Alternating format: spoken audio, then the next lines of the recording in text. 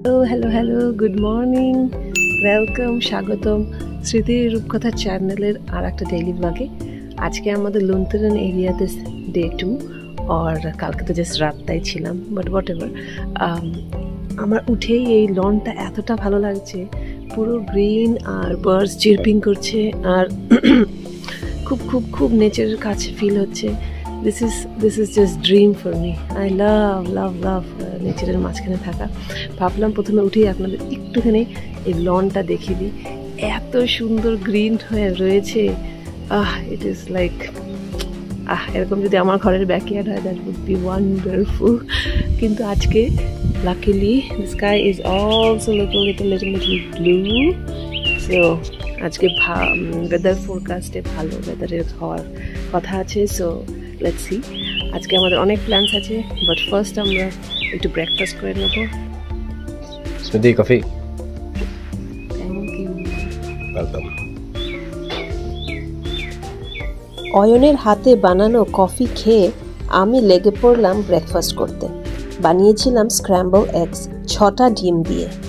এই ডিমগুলো কিন্তু কিনিনি আমি, যাদের হাউসটা রেন্ট করেছি তাদের মুরগির ফার্ম থেকে দিয়েছে, একদম ফ্রেশ। ফার্স্ট টাইম কিন্তু আমরা এগস পেলাম কোনো এয়ারবিএনবি হাউসে, তাই না? হ্যাঁ, নরমালি দেয় না। ব্রেকফাস্ট সেরেই আমরা রেডি হয়ে বেরিয়ে পড়ব লুন্তুরান এক্সপ্লোর করতে, কিন্তু পরে যদি ভুলে যাই তার জন্যে আমি যাওয়ার আগেই একটা ছবি তুলে নিয়েছিলাম আমার লনটার সাথে। আজকে আমাদের দুটো জায়গায় যাওয়ার প্ল্যান আছে। ফার্স্ট হচ্ছে নেদারল্যান্ডস দেশের মিডল পয়েন্টে যাব, আর সেকেন্ড হচ্ছে গিয়ে একটা মিউজিয়াম যাব। আর সেটাও আবার যে সে মিউজিয়াম নয়, সেটা চিকেন মিউজিয়াম, মানে মুরগির মিউজিয়াম। ভাবছেন চিকেন মিউজিয়াম আবার কে যায়? আসুন সব দেখা। Here we are going to middle point of Netherlands.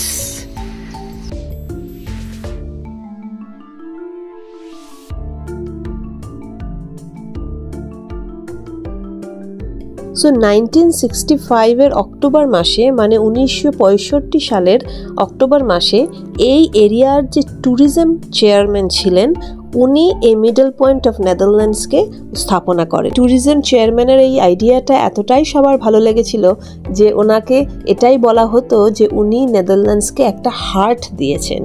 So এই পার্কটাতে ঢোকার পরে একটু হাঁটার জার্নি, অ্যাবাউট ওই 6-7 মিনিটসের ওয়াকিং ডিস্টেন্স ওই মিডল পয়েন্টটাতে পৌঁছানোর জন্যে। আর কিন্তু এই এরিয়াটা এতটাই গ্রিন আর এতটাই সুন্দরভাবে maintained, so that was really nice walk. আর বেসিক্যালি এই এরিয়াটা হচ্ছে গিয়ে very famous for mountain biking, hikers, cycling. So যেহেতু নেদারল্যান্ডসে এই জিনিসগুলো খুব বেশি, দে আর ভেরি অ্যাডভেঞ্চারাস, ওরা খুব ভালোবাসে সাইকেল চালাতেন, হাইকিং করতে। So this area is perfect for that.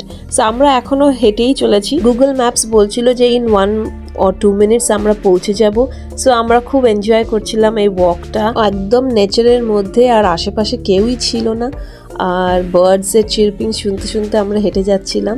অবশ্য আমরা ভেরি আর্লি এসেছি, হয়তো লেটারের দিকে একটু দিনটা বাড়লে লোকজন আসবে।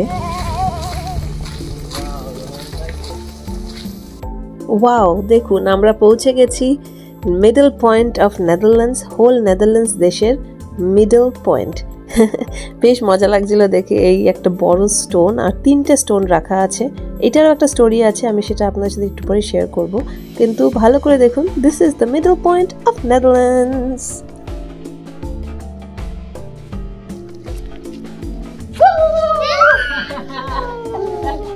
যাই হোক, এই জায়গাটা দেখতে লাগে এরকম। 3টে স্টোন রাখা আছে, মাঝখানের স্টোনটা হচ্ছে কি centre point of the whole country, আর 2টো স্টোন বোথ সাইডে রাখা আছে। সো একটা স্টোন হচ্ছে গিয়ে নর্থ ইস্ট ডিরেকশনে আছে, যেখানে সূর্য উদয় হয় সবচেয়ে বড় দিন অফ দ্য ইয়ারে। আর একটা স্টোন রাখা আছে সাউথ ইস্ট ডিরেকশনে, যেখানে সবচেয়ে ছোট দিন অফ দ্য ইয়ারে সূর্যটা উদয় হয়।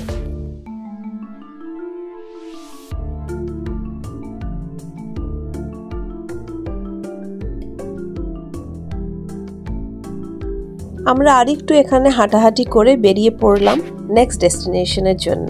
আর ঠিক বেরোনোর আগে এই ম্যাপটা চোখে পড়ে গেল, তাই এটার ফুটেজটা তুলে রাখলাম। নেক্সট টাইম যখন আমরা আবার আসবো তখন এই ব্লু বা রেড বা ইয়েলো জোনে গিয়ে আমরা এই পুরো এরিয়াটাকে কভার করতে পারবো আর দেখতে পারবো অন্যান্য সুন্দর সুন্দর জায়গা। এবার আমাদের সেটা হয়নি, কিন্তু নেক্সট টাইম যখন বাচ্চারা আর একটু বড় হয়ে যাবে উই উইল ডু দ্যাট। ব্যাস একটু হাঁটাহাঁটির পরেই আমাদের সবার খিদে পেয়ে গেছে। সো আমরা এখন বেরিয়ে পড়লাম একটা লাঞ্চ রুমের দিকে, আমাদের সেই সকালে ব্রেকফাস্ট খাওয়া। সো আমরা ন্যাচারালি খুব হাংরি এখন, তো এখনই আমরা যাব। আর একটা খুব ভালো লাঞ্চ রুম খুঁজে পেয়েছি এখানে গুগলে, so we will go to that one.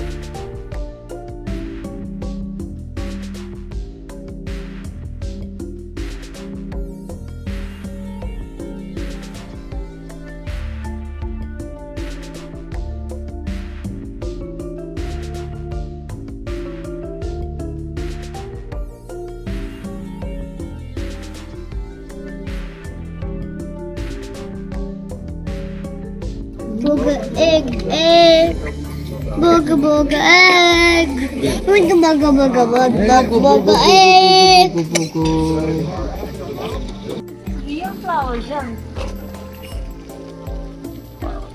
মানে একটা ওয়েডিং মেপি ছিল এখানে। এই রেস্টুরেন্টটা বিয়ের ইভেন্টও অর্গানাইজ করে, কিন্তু সত্যি বলতে এতটাই অ্যাস্থেটিক্যালি বিউটিফুল ছিল এটা, সো মানে আন্ডারস্ট্যান্ডেবল যে কেন এখানে ওয়েডিংস মানুষে করবে। সো কয়েকটা ফুটেজ তুলে আমরা আবার বেরিয়ে পড়লাম নেক্সট ডেস্টিনেশনে। এবারে আমরা যাচ্ছি হচ্ছে চিকেন মিউজিয়াম, কিন্তু তার আগে দেখে ফেললাম রাস্তায় সারি সারি গরু ঘাস খাচ্ছে।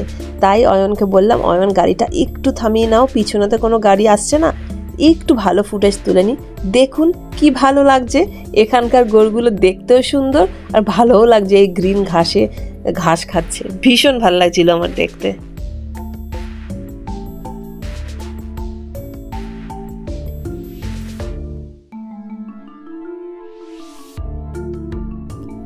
দেখতে দেখতে পৌঁছে গেলাম আমরা প্লাম্বাই মিউজিয়াম। এইটা একটা poultry museum or chicken museum.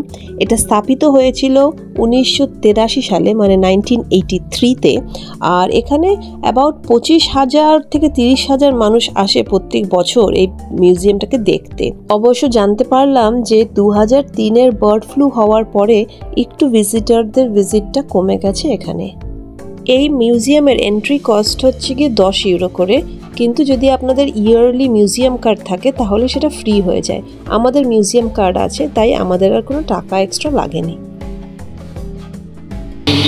ইন্ডিয়ার চিকেনগুলো এরকম না আমাদের, আর আমরা থাকি হল্যান্ডে এইগুলো এই টাইপগুলো।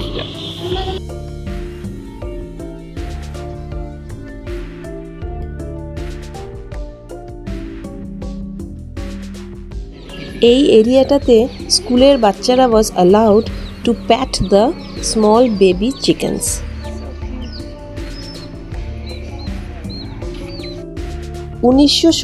সালে পার চিকেন পার ইয়ার 270টা ডিম দিয়েছে, আর সেই নাম্বারটাই দাঁড়িয়েছে এখন 2023-এর ম্যাপে দেখা যাচ্ছে 328টাতে।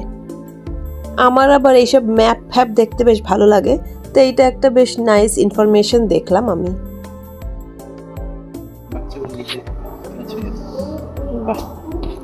So electrical breeder. So you don't need real chickens to breed, so you can produce more chickens.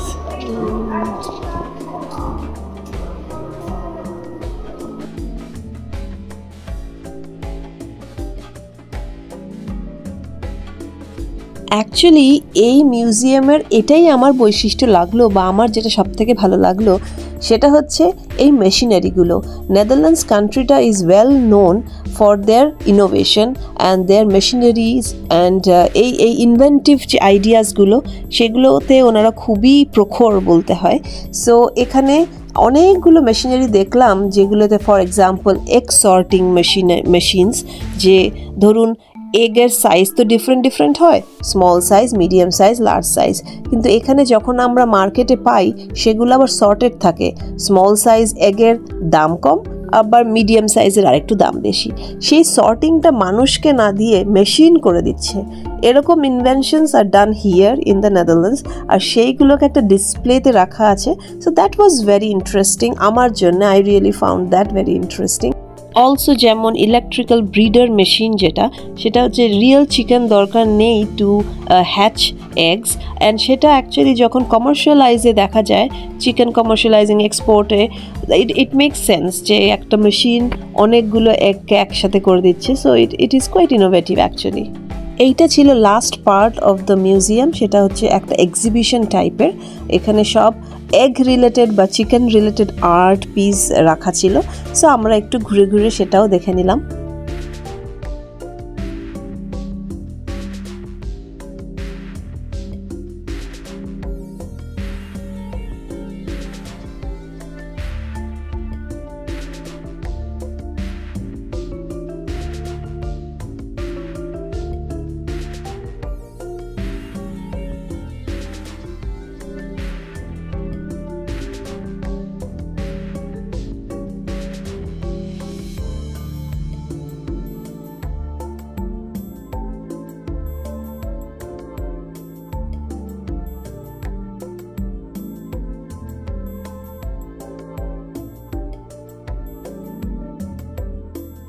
ব্যাস এটাই ছিল আমাদের উইকেন্ড গেটঅ্যাওয়ে অ্যাট লুন্টারেন এরিয়ার পার্ট 2, মানে দ্বিতীয় দিন।